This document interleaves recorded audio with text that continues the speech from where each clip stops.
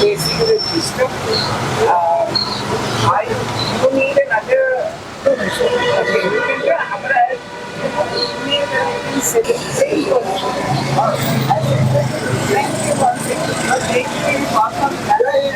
මම ආචාර්ය අජන්ත පෙරේරා පරිසර විද්‍යාඥ.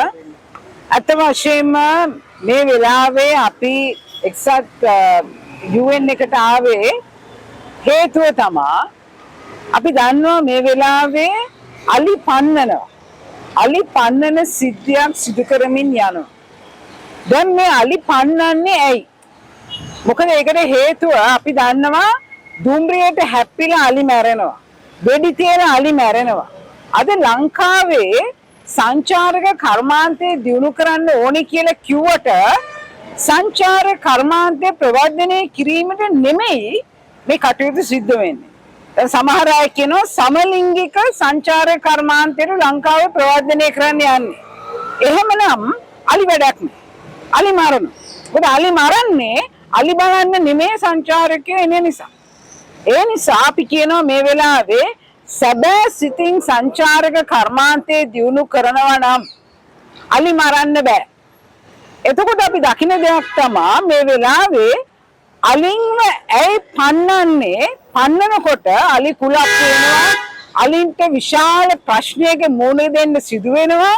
එතකොට ඔවුන්ගේ රෞද්‍රකම නැත්නම් ඔවුන්ගේ තියෙන වේදනාව නිසා ඔවුන් ගොක් වෙලාවට කලබල වෙනවා. මේක නිසා අපි කියනවා අලින් පන්නන එකෙන් සිදු කරන්නේ ඔවුන් තව තවත් මිනිසුන්ට පහර දෙන්න ඔවුන්ව උනන්දු කරනවා. මේක මහා පාප කර්මයක්. මේ රට පාපකාරී තත්වයකට ඇයි 20 25 වැටෙන්නේ? අපි දන්නවා මීට ප්‍රථම හිටපු රජයනුත් සමහර වෙලාවලට බොහෝ වෙලාවලට කැලේ කැපුවා ප්‍රශ්න ඇති කරා. හැබැයි අලින්ට හිංසා කරන රජයක් මේ වගේ නම් ආවේ නැහැ. ඇයි මේ තත්ත්වය? අපි දකින දේ තමයි මේ රජයට එන්න පාලන බලයට එන්න උදව් කරේ විදේශයේ ඉන්න ලංකාවේ මිනිස්සු. දැන් ඒගොල්ලන්ට උමනාව තියෙනවා මේ රටේ කැලෑවල් ටික එහෙම නැත්නම් ඉඩම් ටික ගන්න. මොකද ඒගොල්ලන්ට උමනාව තියෙනවා මේ රටේ Tamanට නැති දෙයක් ඇති කරගන්න.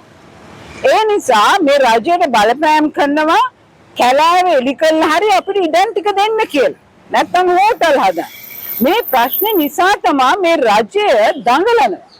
ඒ වගේම විදේශිකයන්ට ඇවිල්ලා හෝටල් හදන්න වෙනත් රටවල මිනිස්සුන්ට මේ රටේ හෝටල් හදන්න මේකුත් දේවල් ආරම්භ කරන්න ඕන උදව් කරන්න උත්සාහ කරනවා. ඒකට මේ සියලු දේ සිදු වෙන දේ තමයි අපේ රටේ මේ වන සම්පත විනාශ කරන්න හදනවා.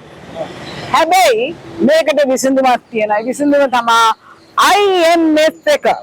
ඇයි අපේ රට ණය දෙන්නේ? IMF එක වගකිය යුතු ආයතනයක් විදිහට දැනගන්න ඕනේ රටක් සල්ලි අරගෙන ඒ රටේ වන සම්පත විනාශ කරනවා නම් කැලෑවල් කපනවා නම් IMF එක මේ මුදල් දෙනකොට කොන්දේසි පනවන්න අවශ්‍යයි. අනිවාර්යයෙන්ම IMF එකේ කියන දෙයක් තමයි තිරසාර සංවර්ධනයක් අවශ්‍යයි කියලා. තිරසාර සංවර්ධනයක් කියන්නේ පරිසර හිතකාමී සංවර්ධනයක්. එහෙමනම් ඇයි IMF එක කොන්දේසි දාලා නැත්තේ? IMF එක කියනවා වංචා දූෂණ නැති කරන්න ඕනලු. දෙයියෝ සාක්කි පිටරට ඉන්න මිනිස්සුන්ට ඉඩම් දෙන්න මේ අපේ අලි ටික පන්නනවා නම් ඒක වංචාවක් නෙමෙයිද? ඒක දූෂණයක් නෙමෙයිද? එතකොට මේ සියලු දේ තේරුම් ගන්න ඕනේ. ඒ නිසාම අපි කියනවා එක හෙලා අවුරුදු ගණනාවක් විදේශීය ඉගෙන ගත්ත කෙනෙක් විදිහට මම ඒ රටවල යුරෝපීය රටවල ඉගෙන ගත්ත කෙනෙක් විදිහට ඇමරිකාවේ පරිසරය පිළිබඳව මගේ ආචාර්ය උපාධියෙන් පස්සෙත් පුහුණු ලැබපු කෙනෙක් විදිහට මම කියනවා IMF එකත් වැරද්දක් කරනවා මේ රටට. IMF එක මේ රටට සල්ලි දෙන්න කොන්දේසි විරහිතව අපේ රජය කරන්නේ මොකද්ද? අලි ටික මරනවා පරිසරය විනාශ කරනවා එක්ස්ප්‍රස් පර්ල් නෞකාවේ ඒ මුදල් ටික ගන්නත් මහන්සිුනේ අපි ඩොලර් බිලියන අත වශයෙන් කියන බිලියන 57ක් අපේ රට එන්න ඕන අපි ඩොලර් බිලියනයක් කිල්ලලා තියෙන්නේ වන්දි විදියට දැන් මේ මුදලම තමයි IMF එක දෙන්නේ හැබැයි අපිට ගැටලුව තියෙන්නේ IMF එක මේ තරම් වගකීමක් දරන ආයතනයක් විදිහට ඇයි කොන්දේසි දාන්නේ නැත්තේ කියලා. ඒ නිසා ඊළඟ වාරිකයේදී අපි අනිවාර්යෙන් ඉදිරියට එනවා. අලි මැරුවොත්, අලි විනාශ කරොත්, කැලෑවල් කපුවොත් අපි ඉස්සරහට ඇවිල්ලා IMF එකට කියනවා සතයක්වත් දෙන්න එපා. මොකද ඒකට හේතුව මේ රටේ පරිසරය විනාශ කළා සංවර්ධනය කරන්න බෑ. අපි ඒක හොඳටම දන්නවා. ඒ නිසා කරුණාකරලා ඊළඟ කාරණේ තමයි කාගේ සල්ලි වලින්ද දෙයියනේ අලි පන්නන්නේ. ලක්ෂ 100ක්, ලක්ෂ 200ක්, ලක්ෂ 300ක් පාවිච්චි කළා කවුද මේ සල්ලි මේ කොහෙන්ද මේ සල්ලි ආවේ අලි පන්නන්න. අද මිනිස්සුන්ට බඩු ටික ගන්න සල්ලි නැහැ. අද කොච්චර අමාරුවෙන්ද මිනිස්සු ජීවත් වෙන්නේ. එතකොට මේ සල්ලි කොහෙන්ද ආවේ අලි පන්නන්න.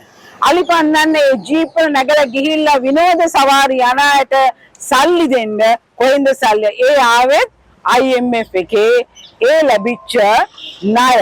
ඒ නිසා කරුණාකරලා මතක තියාගන්න ඕනේ මේ රජ අපේ දැන් රතු කට්ට පැනලා ඉවරයි. අපිට අලි මැරෙනවා බලන් ඉන්න බෑ. දුම්රිය රියදුරෙක් මේ ළඟදී අලි 5 දෙනෙක් මැරුවා. ඊට කලින් අලි 9 දෙනෙක් එකතැන මරලා දැම්මා. දැන් මේ බලාගෙන ඉන්නවා කිසිම තීන්දුව తీරණයක් ගන්න නැහැ. දුම්රිය රියදුරන් තාමත් හොඳට ඉන්නවා. කිසිම ප්‍රශ්නයක් නැහැ ඒගොල්ලන්ට. අලි මරනවා, ගෙදර යනවා. අලි මරනවා, ගෙදර යනවා. මේක තමයි ඒගොල්ලෝ කරන්නේ. මේ වගේ මිනි මරු සමාජයක් අපිට එපා. අපේ මිනිස්සුත් මරනවා, අලිත් මරනවා. මේ වගේ මිනි මරු සමාජයක් එපා. කරුණාකරලා IMF එක වග කිය යුතු සංවිධානයක් විදිහට ලංකාවට ආයේ ඊළඟ වාරිකයේ දෙන්න ඉස්සෙල්ලා කොන්දේසි දාන්න නැතිනම් අපි අනිවාර්යයෙන්ම හිට ගන්නවා ඒකට විරුද්ධ